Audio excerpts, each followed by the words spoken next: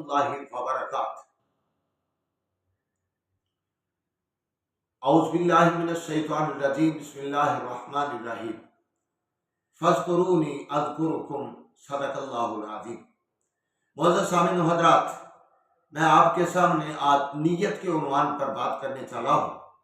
امام بخاری رحمہ اللہ علیہ نے امام الانبیاء، محبوب خدا، پیغمبر رب ارض و سما، جناب محمد رسول اللہ صلی اللہ علیہ وسلم کا ایک فرمان اس کو نقل کیا ہے، جس کے راوی حضرت عمر رضی اللہ تعالی عنہ ہیں، اور فرمایا انما الاعمال بالنیات وانما لكل امرئ ما نوى فمن كانت هجرته الى الله والرسول فهجرته الى الله والرسول فمن كانت هجرته الى الدنيا يصيبها او امرأة يتزوجها فهجرته الى ما هاجر اليه او كما قال النبی صلی اللہ علیہ وسلم۔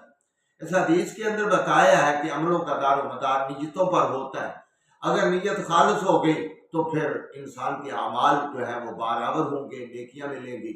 اگر نیت خالص نہ ہوئی، اگر صرف دکھلاوا ہی ہوا تو پھر اس کام کا کوئی فائدہ نہیں ہوگا۔ اللہ ہم سب کو جو بھی کام کریں نیت کو خالص کرنے کی توفیق عطا فرما۔ وآخر دعوانا ان الحمد للہ رب العالمین۔